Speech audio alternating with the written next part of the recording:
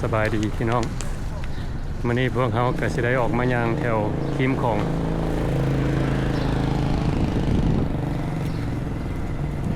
มื้อนี้มานำกุ้งกับโก้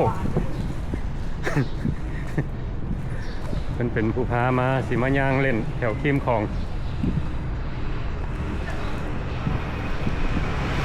แถวนี้คือสิเย็นดีเนาะอยู่คิมน้ำไปดีเลยหน่อยไม่เคยไปดีเลยออกมาเบิ่ง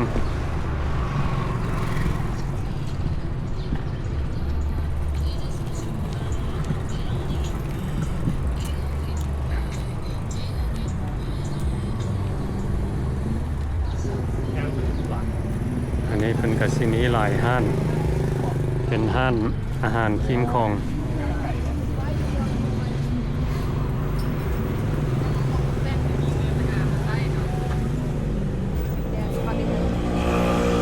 ไปวะรอนี่ก่อนดิขึ้นไปก่อนแล้วจึงลงไปเลาะก่อนแล้วจึงลงกันเลยเดี๋ยวจะลงไปเลยวะยังกันยังหน่อยยืลุมหันแม่นมีอย่างเป็นท่านแคมปิ้งแบบนั่งซิวอยู่ในแอมเข้มน้ำของนะโอ้นี่โฮมอีกทางรอท้ายให้พี่น้องได้เบิ่งว่า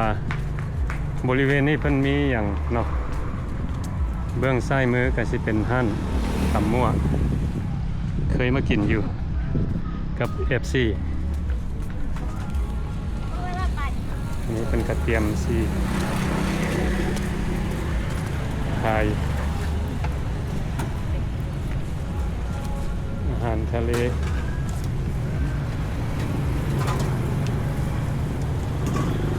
กุ้งใหญ่เห็นบอกกุ้งใหญ่กุ้งเห็นบอกกุ้งใหญ่มีหรอแล้วกุ้งอนุสรณ์เป็นห้านชื่อห้านของเป็น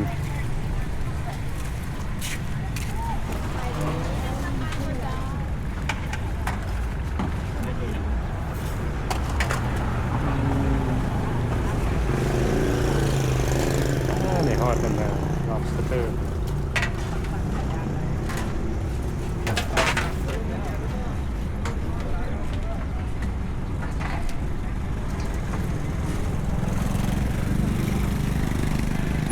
อันนี้ก็สิเป็นโรงแรมวันสนา Riverside Hotel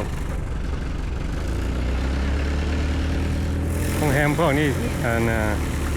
อยากแพงหน่อยนึงเนาะเทียบใส่อยู่ในเมือง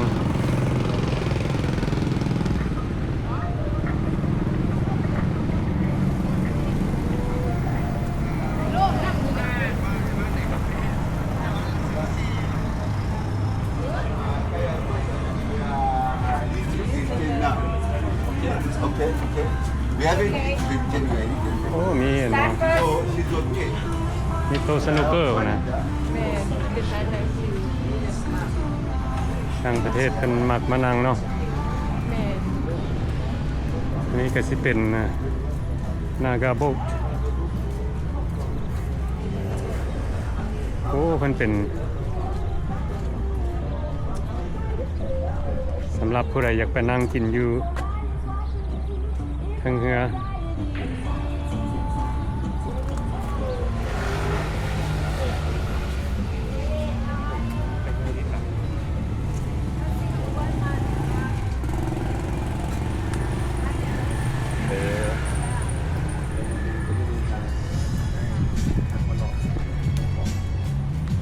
โอ้หันยิ้มดี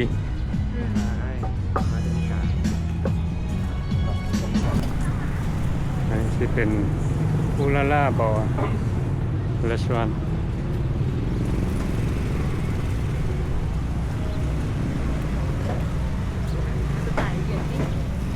ที่ก็สิเป็นบาร์กินน้ำ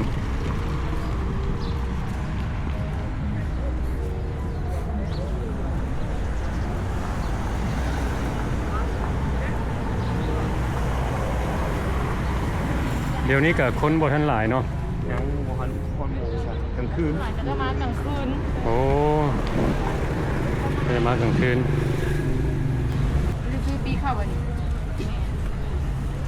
ไอ้สิลงบ่ หึ ไอ้สิลงไปบ่ คนละ ก็จะมีอย่าง เป็นค่ายแบบนั่งลิ้นแล้วก็เป็นมีบาร์บีคิวมีนั่น โอเคคนละ20,000โอเคไปลองเบิ่ง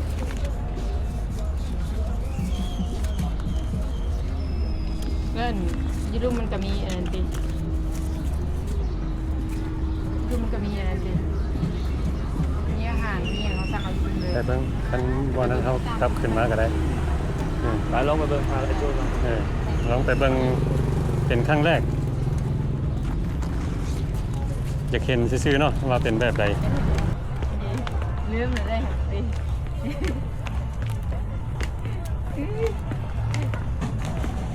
ตั้งเจิงเดี๋ยวสั่งมีแล้วป่ะตั้งยูรูมีแล้วป่ะ ด้วยมีจิกปีดนะครับ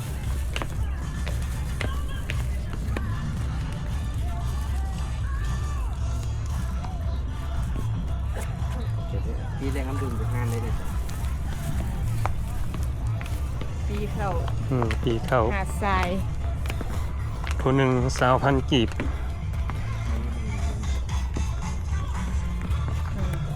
ไปทำเสียงเพลงเลยสิลูก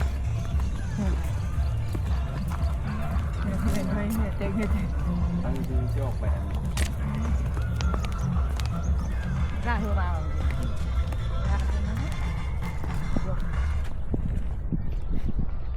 จะได้ให้สักนิดหนึ่ง ไป คันยามฝนนี่ท่วมเบิดแล้วเนาะแถวนี้เนาะ ก็ได้ อันนี้ก็สิเป็นแม่น้ำของเฮามายางนี่ น้ำแห้ง กฎระเบียบมันหาดทรายไม่อย่างเลยสิ่งที่เฮ็ดได้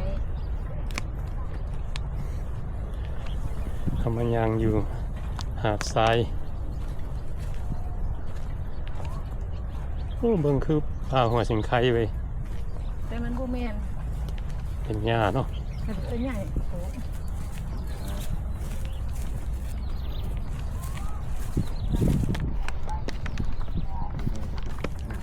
ไม่ได้ ช่วงนี้คนก็ยังบ่หลายเด็กๆดื่นๆนึกดื่นคนยังออกมา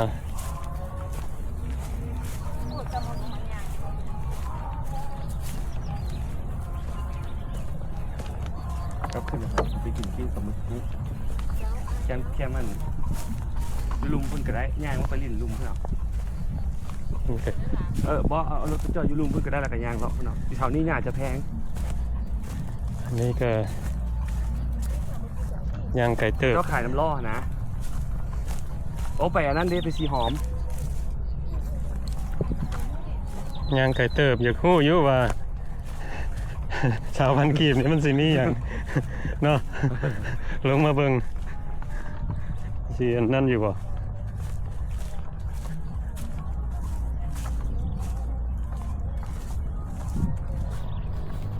โอ้มันก็มีไฟ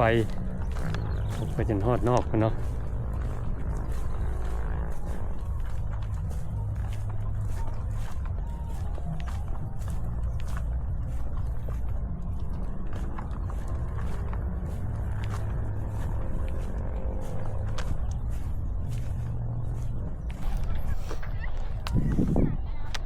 แถวนี้ก็สิเป็นขี้ทรายเบิดนี่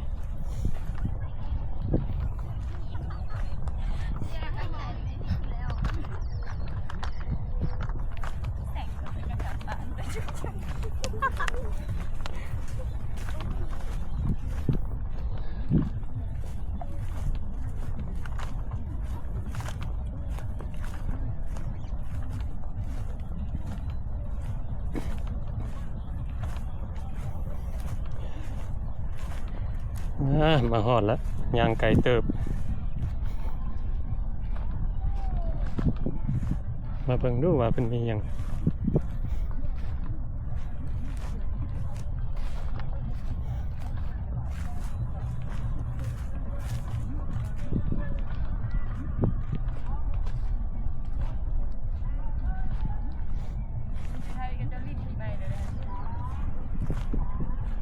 อืม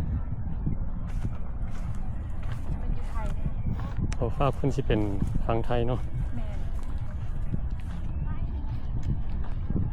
เลขนั้นเขาเรียกไง ทางนอกนี่เพิ่นก็สิขาย ส่งมา 3 น้ำส้ม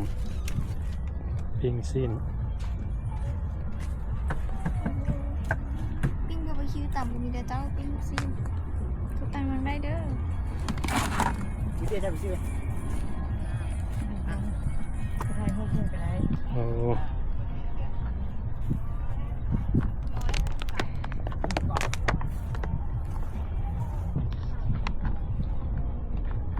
โอ้อันนี้สิเป็นบอลคนมันยางมานั่งเล่นซื่อๆเนาะอืมคันสิเว้าแหละพวกเขาอยู่เครื่องกลางน้ำของนี่เนาะ ด้วยแม่แล้วคุ้มกันของแล้ว โอ้เพราะว่าเพิ่นพวกเขายางมาไก่เติบแล้วก็ฝากเพิ่นสิเป็นไทยแลนด์เพิ่นก็มีสำหรับคนอยากไปนั่งเรือและบางคนอยากสั่งอาหารมานั่งกิน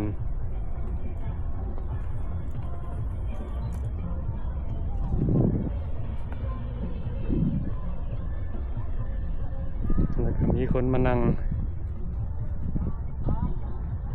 งเล่น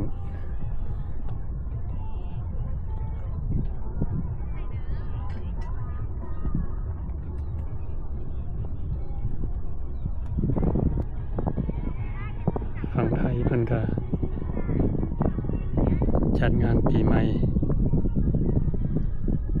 ทางนี้ก็สิมีผู้แซ่ผู้สาวออกมาถ่ายรูปมันก็ออกมา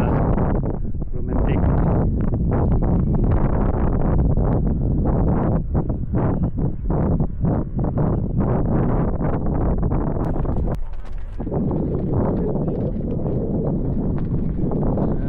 านี่ก็ลมพัดเย็นดี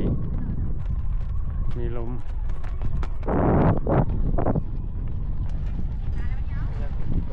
เย็นได้ขายได้20,000 กีบนี่ออกมานี่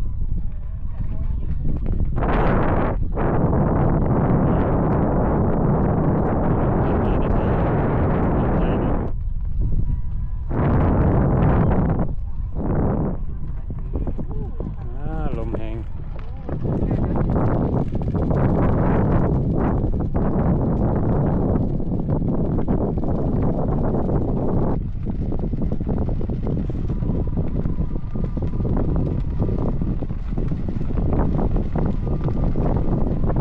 ลมพัดเย็นดี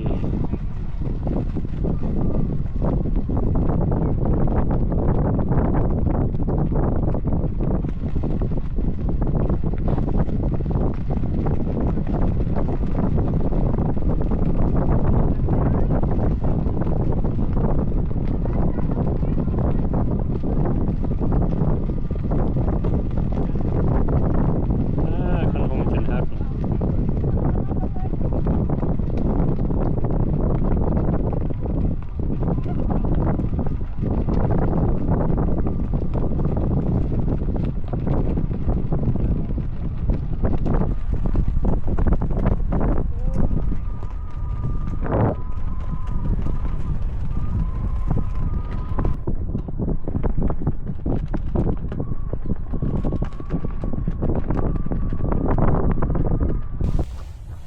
บัดนี้ก็สิได้ยางกลับขึ้นไปคืนแล้วมันนี่